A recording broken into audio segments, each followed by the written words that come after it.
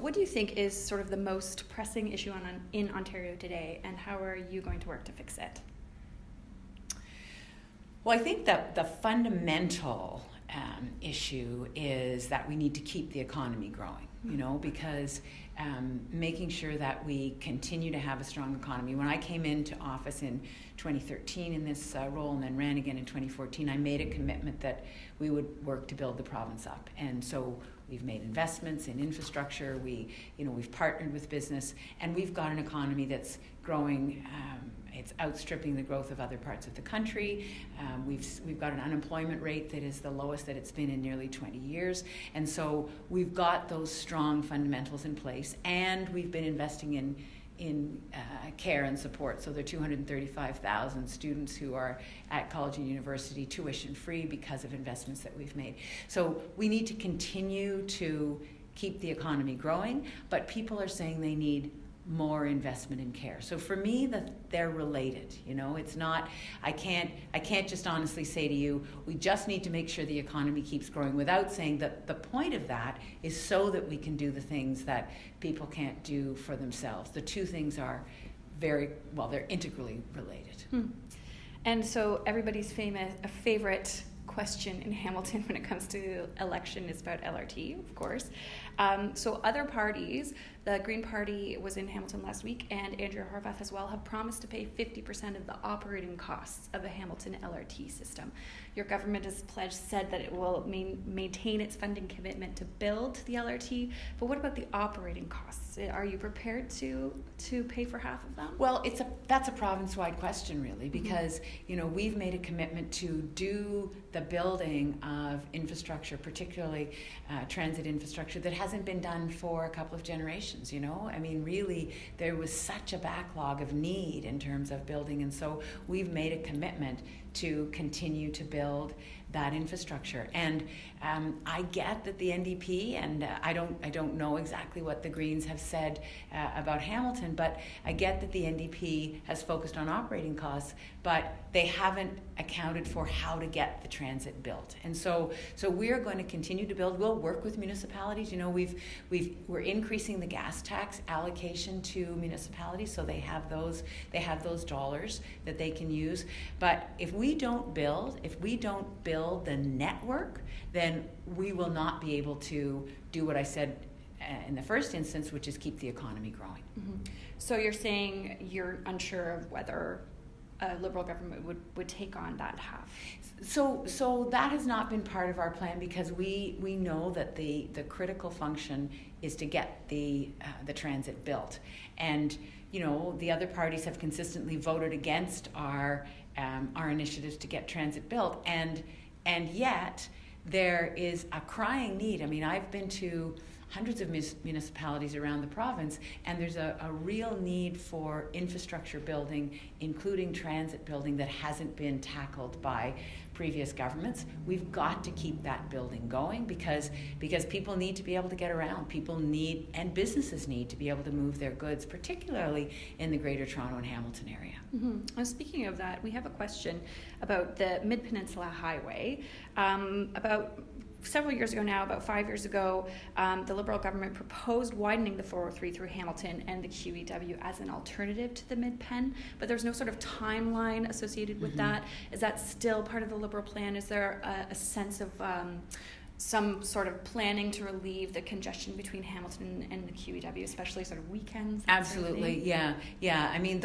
There are engineers in the Ministry of Transportation who are working on that. We're very committed to doing everything that we can to avoid building new roads, and by that I mean new big highways that take out corridors in the Greater Golden Horseshoe. So yes, we are working on that. We want to make sure that all the transit options, all of the expansion options in terms of QEW, all of the GO transit options are in place, so that we remove that congestion from the roads without building new roads that aren't necessary. Mm-hmm. So this is an interesting question about women, because there's actually more women running in Hamilton than there's ever been before. Many of them Liberals, many of them NDP as well, and there's a lot of really interesting matchups between two very powerhouse women. So That's a good thing. Exactly. It's such a good thing. Yeah. What has it been like for you personally in this climate where women are taking center stage? There's been a lot of talk about Doug Ford and his personal interactions with you. Personally speaking, does this feel different as a woman this time around? You know what? It feels like we're making some progress by having so many women, particularly in the Liberal and the NDP ranks. I think it's such a healthy thing. And so does it feel different? It feels optimistic.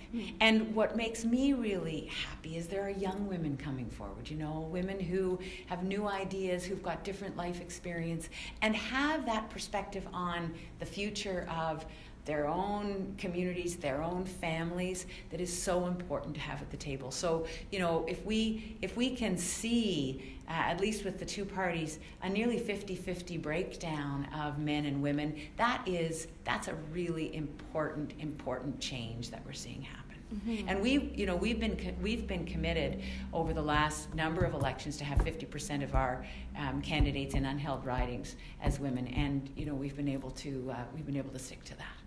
What's your take on the local race here in Hamilton? Ted McMeekin is obviously running in a slightly different riding this time.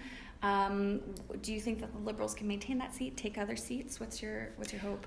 Ted is such a strong advocate for Hamilton, and I have every confidence in him. And we've got great candidates. I mean, Deirdre Pike, Ted, Jennifer, Damien, they are really, really strong voices for their communities.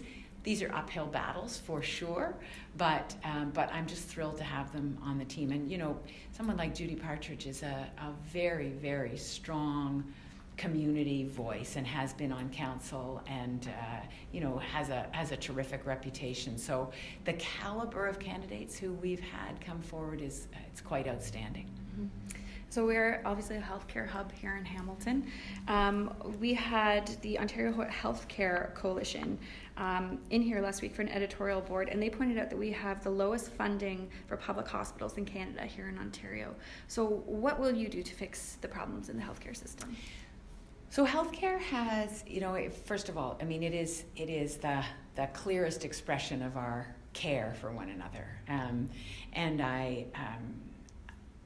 I know that there have been real changes in the healthcare system. The fact of an aging demographic, the fact of people wanting to stay in their homes longer, all of that has put pressure on the healthcare system to provide a different kind of care, which is why we've been putting billions of dollars into home care. It's why there's more community care that is available to people. And so what we have said in this budget is we're going to increase funding to hospitals. We put $500 million more into hospital budgets last year, but the Ontario Hospital Association has said, we need more in the order of $820 million, and so that's $822 million is what is in our budget.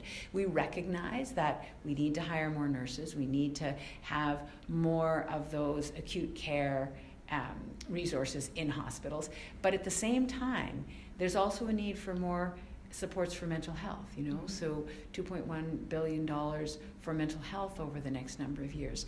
There is more concern and more need for home care and more need for long-term care support, so putting more nurses into long-term care. So I guess my response to the healthcare question is that we have to address it on a number of fronts. There's not a single thing that we need to do. It's not only about hospitals. Hospitals are critical, but there's a whole range of things that we have to invest in, and that's exactly what our care plan is about. Mm-hmm. So you were just here very recently with Ted announcing $6.8 million in affordable funding.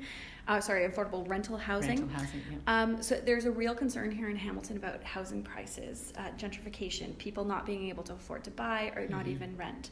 How will your government address that specifically here in Hamilton? Well, I think building more supply is really an important part of that. And I'm really pleased that now we have a federal government that has a national housing strategy. We're going to match their housing dollars, dollar for dollar. So our intention is that as we do that, we will see more co-op housing, for example. We'll see more alternative supportive housing built, because Sometimes it's about the four walls and a roof, and sometimes it's about the supports that go with the four walls and a roof. We also have passed legislation that allows municipalities to have inclusionary zoning bylaws, so that when developers build, a percentage of that build is affordable. And we extended rent control to all buildings, not just buildings that were built before 1991. And those are the kinds of things that we saw exacerbating the problems with affordable housing. So all of those things are part of our fair housing plan, because everyone deserves to have a decent place to live and to be able to afford it. It's those kinds of things that are at risk. Doug Ford doesn't believe in rent control. He's going to remove rent control from all buildings, and that's why I think there's a consensus building that he's just not the way to go. Right. Well, let's talk about Doug Ford for a minute. What's it like going up against a candidate who, in a sort of Trumpian style, can sort of say things, do things that are not what we would expect, or not feasible, or not even sort of politically correct?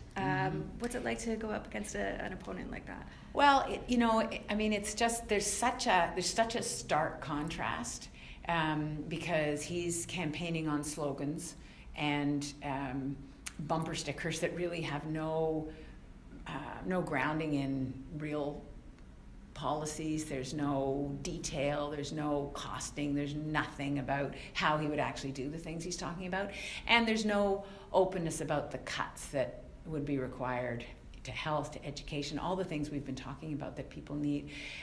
He doesn't talk about the implications of his slogans. So what I find is I just need to keep talking about what we are doing and how it's actually going to have an impact on people's lives, because these are the things that people have said they need, and nothing that he's talking about is actually going to deliver those things for people. They sound good, the sound bites sound like they're, on the face of it, that makes sense. The minimum wage piece, he said he's not going to increase the minimum wage to $15 an hour. People who earn minimum wage won't have to pay any taxes, is what he says. But what he doesn't say is, the next paragraph is, but those people will actually be worse off by having that tax cut, because most of them don't pay taxes, right? Most people who earn minimum wage don't pay taxes in the first place.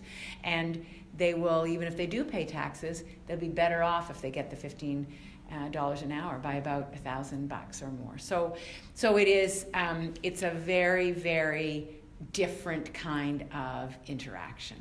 Do you trust voters to look at those issues, though, and to sort of dig a little deeper and not just vote on sound bites? Well, first of all, I trust the people of Ontario. I trust the democratic process, and I think that the people of Ontario will make their decision, and I respect that.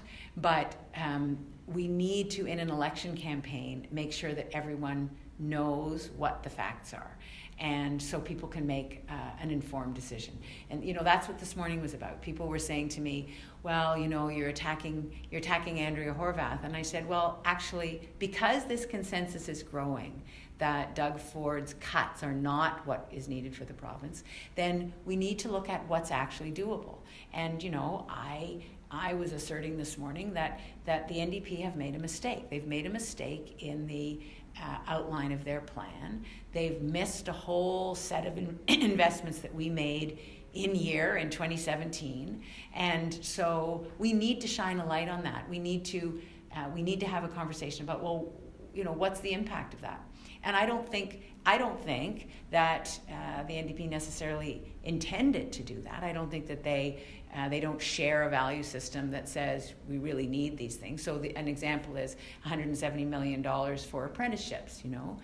I believe the NDP believes in apprenticeships, but they didn't, when they did their calculation, they didn't account for the $170 million that we have already put in play. Those programs are already in place, and they, from what they have put forward, they would cut those. So I think that people need information. They need to know what it is each plan entails and whether it's doable or not. That's the point that we are at at day 6 of the campaign. Day 6 of 28. There's a lot Day of time. 6 of 28. Yeah. Okay, I'll just ask one more question then. Sorry, I just want to go through my list here and make sure. Okay, I think that's it. So what is your strategy for the rest of the campaign? We're at day 6 of 28. You ran a marathon yesterday, or a race, 10K race. Yeah. To me, it sounds like a marathon. What's your strategy? I mean, personally, professionally, to keep up your stamina and also build some momentum for your party? Well, I'm feeling personally very, very good. You know, I did run the 10K yesterday. Actually, running gives me energy, so I try to find time most days to do that. I have a great team. You know, I have a great team across the province. I have a great team with me, and so I feel very well supported. And we are all pulling together. You know, it's a very energized team. And our strategy is going to be to talk to as many people as we can. You know, we were in that coffee shop this morning. There were people there who I met who were surprised to see me. They didn't know I was going to be there, and had a chance to talk to them. And we are going to continue, as I say, to make it clear what our plan is and how we can implement it, and how it's rooted in real numbers and real needs of people in every community across this province. And then the people of Ontario will be able to make an informed choice. Great. Thank you very much. Okay. Anything that I haven't asked that you want to add? I think we're good. Great. Thank you for taking the time. Hey, our pleasure. Thank you.